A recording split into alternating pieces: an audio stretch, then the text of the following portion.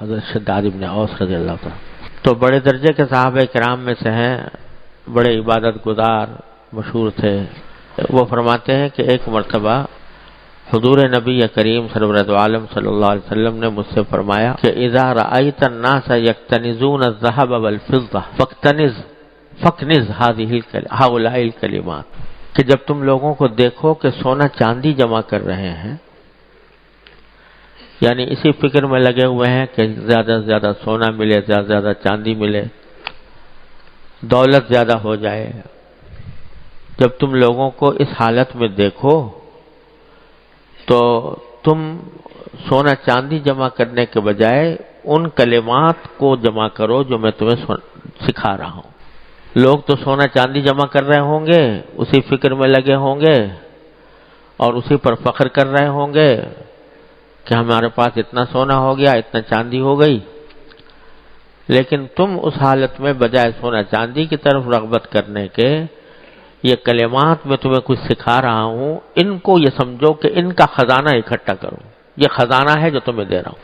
کچھ کلمات سکھائے، دعا کے کلمات، اور ان کے بارے میں فرمایا کہ یہ خزانہ ہے جو تمہیں دے رہا ہوں، اس کو جمع کرو۔ اب آپ اندازہ لگائیے کہ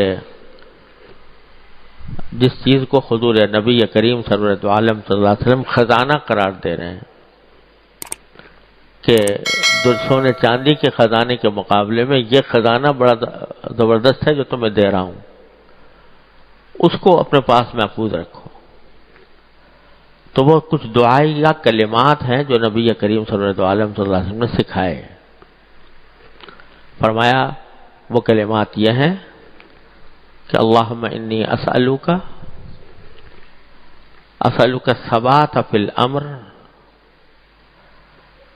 وعزیمت الرشد واسألوک شکر نعمتک وحسن عبادتک واسألوک لسانا صادقا وقلبا سلیما وخلقا مستقیما واسألوک من خیر ما تعلم وَأَعُوذُ بِكَ مِن شَرِّ مَا تَعْلَمُ إِنَّكَ أَنْتَ عَلَّامُ الْغُيُوبِ۔ یہ کلمات ہیں جو سکھائے حضور نبی کریم سرورت عالم صلی اللہ علیہ وسلم نے حضرت شداد ابن اوس کو، اور یہ فرمایا کہ یہ سونے چاندی کے خزانے سے زیادہ بہتر ہے کہ اس خزانے کو جمع کرو۔ کیا دعائیں ہیں؟ پہلی دعا یہ ہے کہ اللہم انی اسألوک الثبات فی الامر، اے اللہ میں آپ سے تمام معاملات میں استقامت چاہتا ہوں،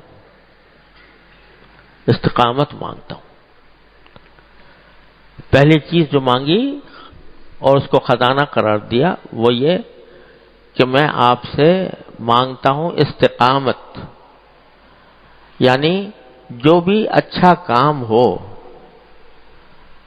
جو بھی اچھی چیز ہو، جو بھی اچھا کام ہو، اس میں مجھے استقامت عطا فرما دیجئے کہ میں اس کو پابندی کے ساتھ ادا کروں اور کسی کے ڈرائے میں نہ آؤں، کسی کے دھمکائے میں نہ آؤں، کسی کے ہنسی مذاق اڑانے کی پرواہ نہ کروں اور وہ کام کرتا رہوں۔ یہ معنی ہے ثبات فی الامر کے۔ بعض اوقات کسی کام کا شروع کرنا مشکل نہیں ہوتا، آدمی کسی جذبے میں آ کر کوئی کام شروع کر دیتا ہے، لیکن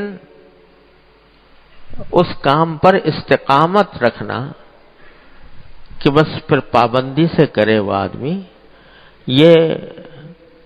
یہ مشکل ہوتا ہے۔ اس کی توفیق اللہ تعالیٰ سے مانگنی چاہیے، اے اللہ ہمیں استقامت کی توفیق عطا فرما۔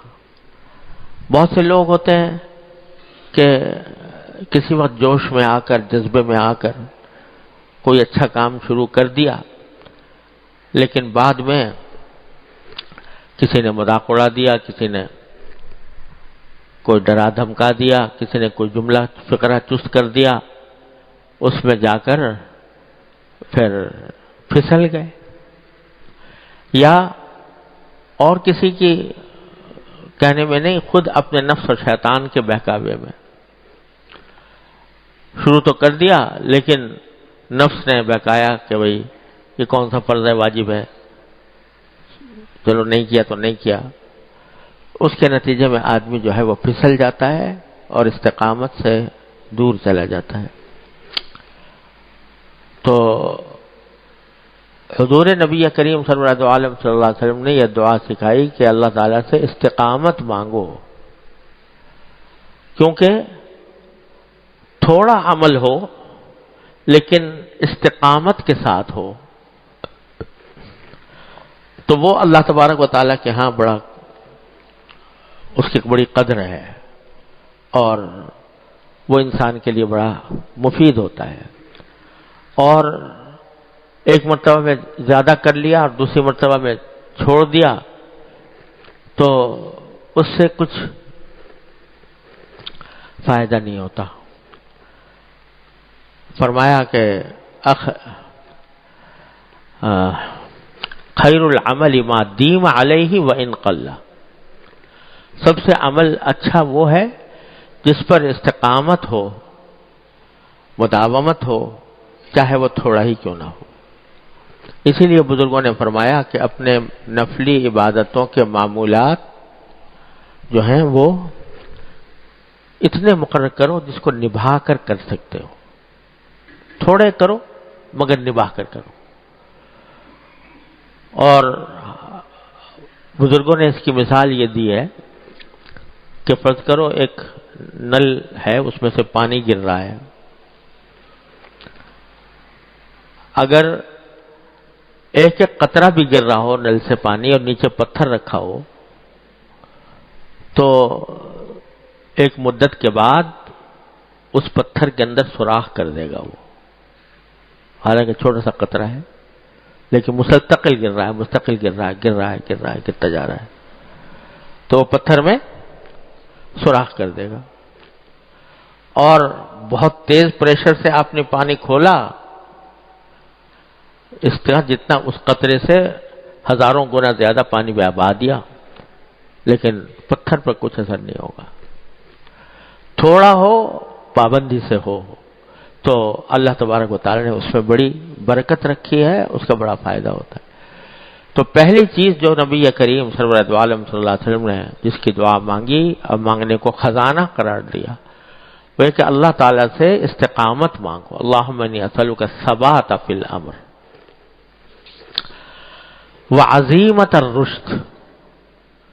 دوسری چیز جو خزانے کے طور پر مانگنے کے آپ نے فرمایا وہ یہ کہ رشد یعنی ہدایت کا کام، اچھا کام، نیک کام، اس کا عزم میرے دل میں پیدا فرما دیجیے. یعنی بسا اوقات انسان کسی کام کو اچھا سمجھتا تو ہے کہ یہ کام اچھا ہے، نیک ہے، ثواب کا ہے، اللہ تعالیٰ کے یہاں اس کا اجر ہے، لیکن ہمت نہیں ہوتی، اس لیے عزم نہیں کر پاتا. پکا عزم کہ میں ضرور کروں گا، یہ عزم نہیں ہوتا. تو یہ بھی اللہ تعالیٰ سے مانگنے کی چیز ہے کہ اللہ تبارک و تعالیٰ ہی سے مانگے کہ اللہ جو ہدایت کے کام ہیں ان کے اندر میرا عزم پختہ کر دیجئے، میں پکے عزم کے ساتھ، پکے ارادے کے ساتھ وہ کام کروں. یہ جو ہوتا ہے نا کہ باوجود اس کے کہ آدمی جانتا ہے کہ یہ کام اچھا ہے، نیک کام ہے، اللہ تعالیٰ کے یہاں پسندیدہ ہے، اجر و ثواب کا سبب ہے، مگر ہمت نہیں ہو رہی کرنے کی. جانتا ہوں ثبات طاعت و زہد، غالب کہتا ہے جانتا ہوں ثبات طاعت و زہد یا ثواب طاعت و زہد، پر طبیعت ادھر نہیں جاتی. اللہ بچائے، طبیعت نہیں جاتی. جانتا ہوں کہ اس کا ثواب ملے گا، جانتا ہوں کہ اس میں خیر ہے، بھلائی ہے، مگر طبیعت نہیں جاتی. تو جب آدمی طبیعت کا غلام بن جاتا ہے کہ جو طبیعت میں چاہے گی وہ کروں گا، جو طبیعت نہیں چاہے گی نہیں کروں گا، تو پھر وہ غلام طبیعت کا ہو جاتا ہے، اللہ کا بندہ نہیں رہتا. اللہ کا بندہ وہ ہے جو اللہ تبارک و تعالیٰ کی پکار پر لبیک کہے، تو اس لیے یہ مانگا کہ اسألک عزیمۃ الرشد، کہ میں آپ سے بھلائی کے کام کا عزم صمیم، پختہ ارادہ، یہ بھی میں آپ سے مانگتا ہوں کہ جب کوئی بھلائی کا کام سامنے آئے تو میں اس کے اندر پختہ عزم کر سکوں اور اس کو انجام دینے کی ہمت میرے اندر پیدا ہو جائے۔ تو پہلی چیز مانگی الثبات فی الامر، استقامت معاملے میں، اور دوسرے ہدایت کے کام کا صحیح عزم مجھے عطا فرما دیجیے۔ پھر تیسری چیز فرمائی وشکر نعمتک، اے اللہ میں آپ سے مانگتا ہوں، آپ کی نعمتوں پر شکر کی توفیق مانگتا ہوں۔ یہ بھی عجیب بات فرمائی، اللہ تعالیٰ کی نعمتوں پر شکر ادا کرنے کی توفیق مانگی، کیونکہ انسان ایسا ناشکرا ہے کہ ہزار نعمتوں میں پل رہا ہو، نعمتیں اس کے اوپر چاروں طرف سے برس رہی ہوں، تو بسا اوقات نعمتوں کی طرف تو دھیان جاتا نہیں، اور ذرا سی کوئی تکلیف آ گئی، ذرا سی طبیعت کے خلاف کوئی بات ہو گئی، اس کا دکھڑا لے کر بیٹھ جاتا ہے۔ یہ ناشکری کی طبیعت۔ تو یہ بھی اللہ تعالیٰ کی توفیق سے ہوتا ہے کہ آدمی اللہ تعالیٰ کی نعمتوں پر شکر ادا کرے۔ ناشکری شیطان جو ہے وہ لے جاتا ہے انسان کو ناشکرا بننے کی طرف۔ اس کی نگاہ ہمیشہ غلط اور ناگوار چیزوں کی طرف رہتی ہے، بری چیزوں کی طرف، میرے ساتھ یہ ہو گیا، میرے ساتھ یہ ہو گیا، میرے ساتھ یہ ہو گیا۔ اور جو اللہ تبارک و تعالیٰ کی نعمتیں برس رہی ہیں چاروں طرف سے، اس کی طرف دھیان نہیں جاتا۔ تو یہ اللہ تعالیٰ کی توفیق ہی ہوتی ہے کہ بندہ شکر گزار بنے، ورنہ انسان کی اپنے نفس جو ہے نا وہ انسان کو ناشکری کی طرف لے جاتا ہے۔ چنانچہ قرآن کریم نے فرمایا وَقَلِيلٌ مِّنْ عِبَادِيَ الشَّكُورُ، حضرت داؤد علیہ السلام کو اللہ تعالیٰ نے ساری سلطنتیں، بڑی زبردست سلطنت عطا فرمائی تھی، ساری دنیا کی نعمتوں سے نوازا تھا، اور پھر فرمایا اعملوا آل داؤد شکرا، کہ اے آل داؤد شکر کی محنت کرو۔ وَقَلِيلٌ مِّنْ عِبَادِيَ الشَّكُورُ، اور میرے بندوں میں شکر گزار بندے بہت کم ہیں۔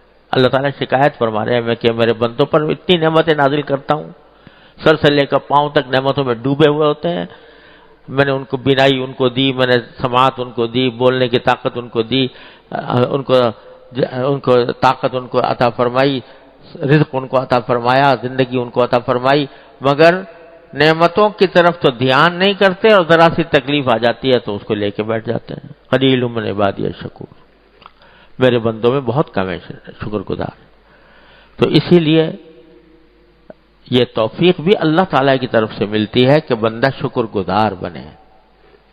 اسی لیے حضرت سلیمان علیہ السلام اتنے بڑے بادشاہ، ساری دنیا پر حکومت، پرندوں پر، جانوروں پر، ہواؤں پر حکومت، اور یہ کیا دعا مانگ رہے ہیں؟ رب اوزعنی ان اشکر نعمتک التی انعمت علی، رب اوزعنی ان اشکر نعمتک التی انعمت علی، اے پروردگار مجھے توفیق دیجئے کہ میں آپ کی نعمتوں کا شکر ادا کر سکوں جو آپ نے مجھ پر کی ہیں اور میرے والدین پر کی۔ تو وہ بھی توفیق کس سے مانگ رہے ہیں؟ اللہ تبارک و تعالی۔ تو شکر گزار بننا بھی اسی وقت ہوتا ہے جب بندے کو توفیق ملے، اور توفیق ملتی ہے اس کو جو مانگتا ہے توفیق۔ اس لیے آپ نے فرمایا مانگو اللہ تعالیٰ سے، اے اللہ اپنے فضل و کرم سے ہمیں اپنا شکر گزار بنا لیجیے۔ شکر نعمت، جب شکر گزار بن جاتا ہے بندہ تو پھر اس کا حال یہ ہوتا ہے کہ ہر وقت اس کے دل و دماغ میں اللہ تعالیٰ کی نعمتوں کا تصور رہتا ہے کہ اس نے مجھے کس طرح نوازا ہوا ہے۔ اگر کوئی چھوٹی موٹی تکلیف آتی بھی ہے تو اس چھوٹی موٹی تکلیف کے مقابلے میں وہ نعمتوں کے شکر کی طرف زیادہ متوجہ ہوتا ہے۔ 3 چیزیں ہو گئی، استقامت اور نیک کام کے اوپر عزم اور ہمت. تیسرے اللہ تعالیٰ کی نعمتوں کا شکر. وحسن عبادتک، اور اللہ میں آپ سے آپ کی عبادت اچھی طرح کرنے کی توفیق مانگتا ہوں. عبادت ہی نہیں، عبادت کے حسن کی توفیق، یعنی اچھی طرح عبادت کرنے کی توفیق. عبادت تو بسا اوقات آدمی کر لیتا ہے، لیکن ایسی عبادت کہ جو اچھی کہلائے وہ ہوتی ہے جو سنت کے مطابق ہو. سنت کے مطابق عبادت کی توفیق یہ بھی اللہ تبارک و تعالی. نماز پڑھ لی لیکن الٹی سیدھی پڑھی، سنت کے مطابق نہیں پڑھی، تو عبادت تو ہوئی لیکن حسن عبادت نہ ہوا. تو اے اللہ میں آپ سے آپ کی عبادت کا اچھے طرح انجام دینے کی توفیق مانگتا ہوں. حسن عبادتک، یہ بھی اللہ تعالیٰ سے مانگ. پھر فرمایا وَلِسَانًا صَادِقًا، اور اے اللہ میں آپ سے سچی زبان مانگتا ہوں. سچی زبان. سچی زبان کے کیا معنی؟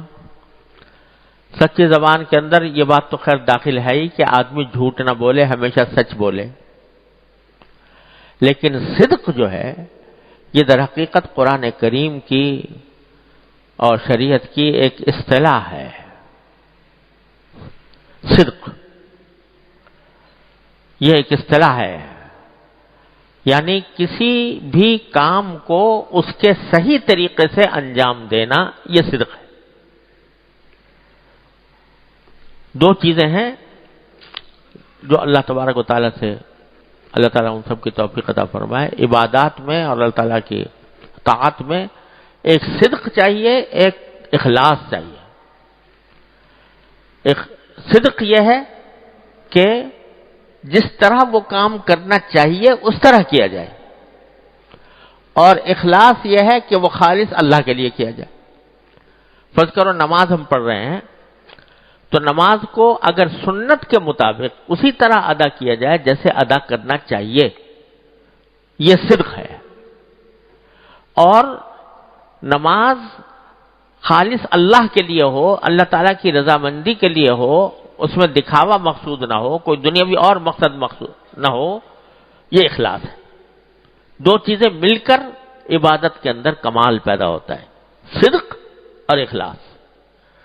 اب دیکھو جیسے بہت سے حضرات بدعات کا ارتکاب کرتے ہیں، بدعتیں جو دین میں ان کی کوئی اصل نہیں ہے اور ان کو دین سمجھ کے کر رہے ہیں، تیجا 10واں 40واں وغیرہ وغیرہ، جو بہت سی بدعات کا ارتکاب لوگ کرتے ہیں. اب اس میں تیجے میں کیا ہو رہا ہے؟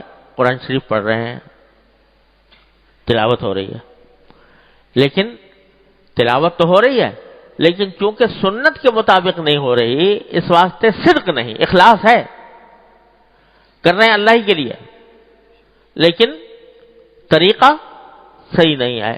طریقہ وہ نہیں ہے جو سنت نے سکھایا، طریقہ وہ ہے جو اپنی طرف سے گھڑ لیا. تو جو اپنی طرف سے گھڑ لیا وہ بدعت بن گیا. تو جو آدمی وہ کام کرے گا تو چاہے اخلاص سے کر رہا ہو، اخلاص تو ہے لیکن صدق نہیں ہے. صدق یہ ہے کہ جو عبادت بھی، جو کام بھی کیا جائے وہ اس کے صحیح طریقے سے کیا جائے، یہ صدق ہے، یہ سچائی ہے. تو بدعات میں بسا اوقات خلوص ہوتا ہے. لوگ مثلا عید میلاد النبی پہ جلوس نکال رہے ہیں، چلو اگر اس جلوس میں اور خرافات نہ ہو، لیکن جلوس نکالنا بذات خود، اس کو عبادت سمجھنا، اس جلوس نکالنے کو عبادت سمجھنا، یہ بدعت ہے. کہیں نہ نبی کریم صلی اللہ علیہ وسلم سے ثابت، نہ صحابہ کرام سے ثابت، نہ کسی اور صحیح کتاب و سنت سے ثابت، اور اس کو عبادت سمجھ کے کر رہے ہیں.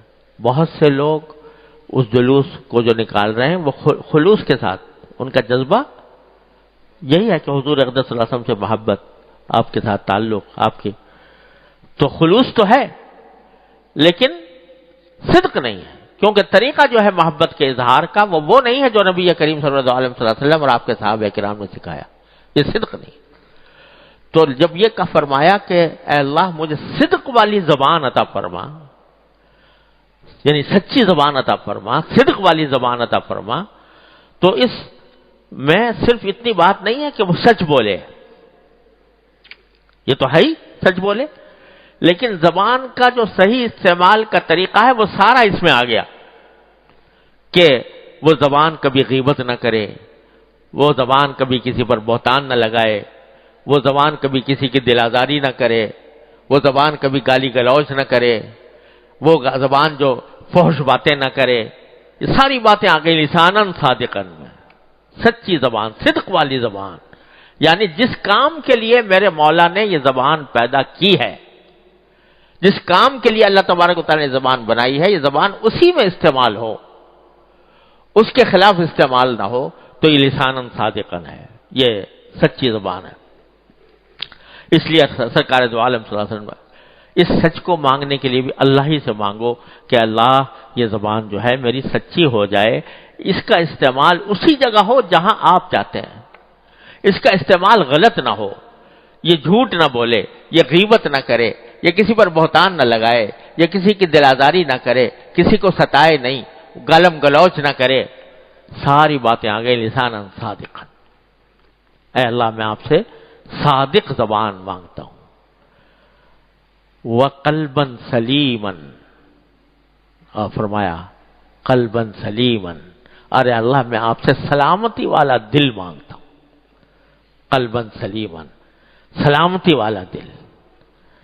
کیا جامع الفاظ ہیں سرکار دو عالم صلی اللہ علیہ وسلم کے، ایک ایک لفظ جو ہے وہ کائنات سمیٹے ہوئے ہے معانی کی، کہ دل ایسا ہو جو سلامتی والا ہو۔